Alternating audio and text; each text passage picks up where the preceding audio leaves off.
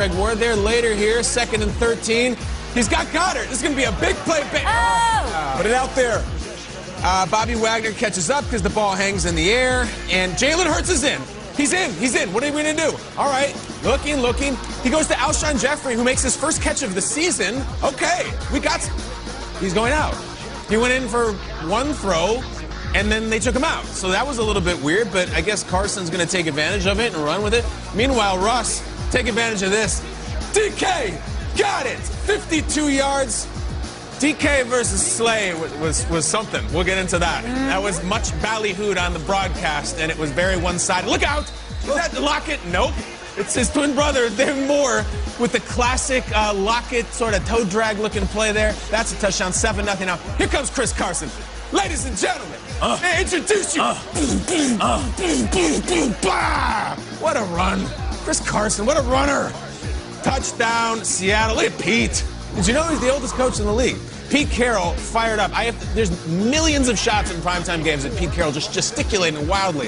20-9, a 4th and 4. We're going, and we're going nowhere. Look at how cool that touchback was. We are doing a flapping the Andre Diggs interception, and that is a wrap. The Eagles, no offense. Seattle, better defense. And it goes on and on. Look at 3-7-1 next to Philadelphia. But more importantly, Seattle won. And after the game, DK Metcalf had some things to say. It's kind of like coming home, a place that had a chance to draft me, but, they didn't. So, I got to make them pay. One of the defensive coaches came up to me, and it kind of made me mad that he was like, I was in Detroit with Megatron, but you're not there yet. In my mind, I'm not trying to be Megatron. I'm trying to be me. So, it had a little chip on my shoulder the whole game. Was that Jim Schwartz? Yes, sir. Yes, sir. It was Jim Schwartz. Oh, Nate, what do you think of that?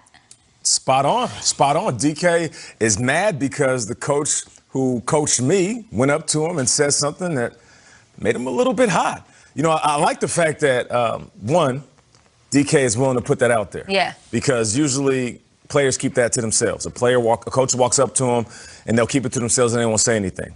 2, I know Schwartz. I don't know if he is saying that to get into his head. I don't know if he is saying that to make him mad. But Schwartz, Jim, I'll just say you might want to leave that dude alone, man, before the game. Now, to bring it back full circle, DK isn't Calvin Johnson. He's not close. Is he one of the closest things to mimic Calvin Johnson? Yeah. But it took Calvin Johnson 6 or 7 years before we respected him as the best receiver in the game. It took him 9 years before we looked at him and said, please don't retire, CJ. So for us to look at DK and tell him that, he understands that, which is why he was calm and said, I'm not trying to be Calvin. I'm trying to be DK. But I'll tell you this, and this is just a warning to all coaches.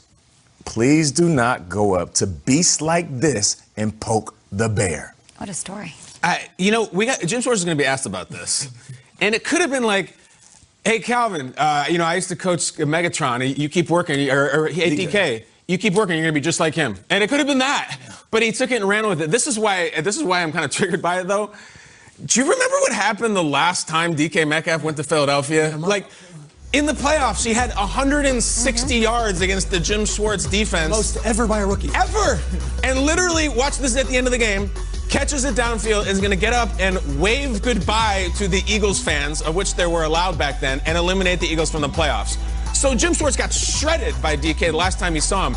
To approach him in any way other than you're the man, I'm going to just suck up to you right now, would be a really strange strategic choice by a guy who, as we know, is no wallflower. So maybe he did go up to him and talk a little junk. That was probably not the best move. Ask Darius Slay. He did the same.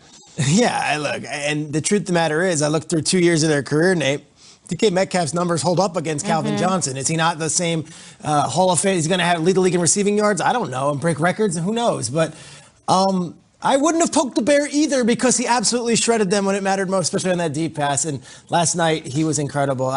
Might be a bigger story in Philadelphia than it necessarily should be. Or it's just a typical story with the Eagles this year. Like, what are we doing? Just stop. Or did DK learn something from watching Michael Jordan's Last Dance and heard a compliment and flipped it and turned it around and used it as motivation? I'm really curious to do a deeper dive. I would love to hear from Jim Schwartz, but I want to hear further from DK. Was it Jim Schwartz saying, yo, like you said, Kyle, yo, DK, you're good. Heck of a player. Yeah. Calvin Johnson is a different level, but you're going to get there. Let's talk about this game. Have a good game. I'll see you afterwards. Let's talk about looking at the playoff picture. Seattle waving goodbye to the Eagles and moving up, guys, to the 2 seed in the NFC. The Eagles dropped to 3-7-1, still within striking distance in the NFC East. Nate, right back to you. A lot of teams stumbling and disappointing performances in Week 12. The Seahawks got the job done. How do you feel about Seattle, your other former team? Yeah, we love the question here on the show. Who do you trust?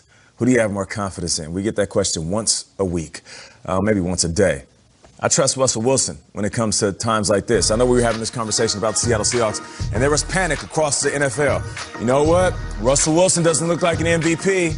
You know what? This defense can't stop anybody. You know what? The NFC West is too loaded. And what did I tell you? Calm down. We got time. November, December, I trust Russ. And that's exactly where we are. November, December. And I trust Russell Wilson as much as I trust any quarterback in the NFL. In the NFL? Okay. In the NFL, period. 23-17, and it felt like it was 100-0. At no point in this game did it even feel close, and that's a testament to what the Seahawks do. Yesterday, we came on the air and we talked about how the Arizona Cardinals had it all in their hands, and then they travel to the East Coast, and they have a young quarterback and a first-year coach, and they get stuffed at the line when it matters most, and their kicker's missing field goals. And that East Coast trip was vexing for them. Somehow they lose to a Patriots team that had 80 yards passing. We talked about the Raiders. We celebrated their near victory against the Chiefs and said, okay, well, now they're taking on a 3-7 Falcons team. They're going to roll. No, the Raiders, they couldn't handle the East Coast trip. This could have very easily been the Seahawks last night. Instead, the Seahawks, who have a quarterback with a Super Bowl ring and has been there and done that, and a bunch of guys who have won playoff games and a coach that is headed to the Hall of Fame, packed their bags, watched the rest of the league on Sunday, and did not let that happen to them. They went to the East Coast. They did exactly what they do. They handle their business time and time again, whether it's at home or whether it's on the road. This could have very easily been one of those trap games, and there's bigger games on the schedule. Yeah. No. We're going to the East Coast. We're taking care of business. We're getting back on the plane, and we're going to hold it down in the NFC West. I also think they have the most supreme force going on right now. I'm talking about they have a Damian Lillard type. They have the guy who hit the shot. I don't even think it's Russ. I think it's DK. He showed me something last night that I've never seen before. All the broadcast talked about all night was DK versus Darius Slay. DK versus Darius Slay. DK was the Jake Paul in that equation. Believe me, it was that one-sided. Darius Slay was asked afterwards on the sideline, hey, did you ever think about getting some help for you? As DK kept eating, he goes, hell no, I didn't need no help. What kind of question is that? Next one. Whoa. Yes, you did. That was his answer. You needed a lot of help. By the way, DK last night, watch this play. The safety has a clean shot and just runs over him. I don't see anybody doing that type of thing. 6 hours ago, DK Metcalf tweeted the Michael Jordan meme of him sitting there, and I took that personally. He's sitting on the chair from the Michael Jordan documentary, so he's way into it, took it way personally. I've never really, listen, they got the guy. DK Metcalf is the ultimate fourth. You know how I talked yesterday about Derrick Henry is like, what did you say, the most significant player in the NFL? DK Metcalf wants to be at that table. I couldn't believe how good he was last night. We've seen a lot from him, I get it. Last night was something different. They can beat anybody when he's going off. Yeah, and I know, Kyle, we didn't see a ton of Chris Carson. We only had 10 touches, but it was for 69 yards yesterday, a huge impact. I talked about it. When he's off the field, it's not the same team. They are 6-0 when Chris Carson is out there. I like a sous chef for the guy who wants to cook. Let Russ cook all that. That's all cute. But a run game is a great way to balance it out. And we didn't even see him at full force. Maybe he's not 100%. They're working him back into the offense. But if Seattle's going to emerge from the NFC, he's going to be a huge, huge part of that. He looked good. I don't know about a sous chef. I think he's like a butcher. You know, like with the big cleaver, just hacking pieces of meat and throwing them to Russ. Just blood all on his apron. What an angry thing to say. It's as if you have angry runs today. In fact, Kay, because of strange schedule shifts, we have angry runs tomorrow. Yes, on the show. Special version. Keep sending them, and then we might have them Thursday after that. Wednesday, It's all going on right here. Tom Pelissero joining us right now. Tom, thank you for hanging out with us here on the show. We got news yesterday about another postponement. We just talked about it. Ravens and Steelers. What is the latest? Okay, no Ravens and Steelers tonight. That game has now been postponed for a third time, allowing the NFL and its medical experts to get another day of COVID-19 testing results, also allowing Baltimore players to get a little bit more training in and avoid any soft tissue injuries that might pop up after a long layoff in light of their COVID-19 outbreak. That also required the shuffling of a couple of games in Week 13. So here is now the latest and greatest version of this schedule. Week 12 finally concludes with the Ravens and Steelers at 3:40 Eastern Time tomorrow. Why the early kickoff? Well, NBC has the Rockefeller Center Christmas tree lighting. Can't conflict with that, so they'll play in the afternoon. Week 13, Washington and the Steelers gets pushed back from Sunday to Monday, now 5 p.m. Eastern kickoff. And the Cowboys and Ravens now has been moved from Thursday to Monday. It'll end up being next Tuesday, the 8th, 8:05 p.m.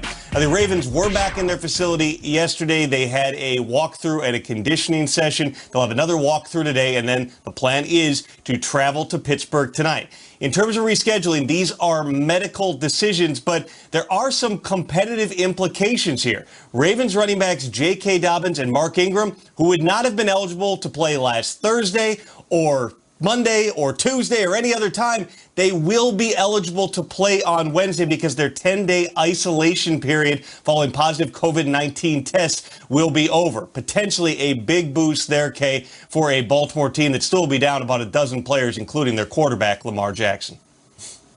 Excellent points made by you, Tom Pelissero, and all very true. Thanks for giving us that schedule. I think we all updated it in our calendars, and we are ready for Week 13. Now, are we ready to talk about what's going on in Tampa? All right, Who's calling the plays? BA, Tom Brady, or they?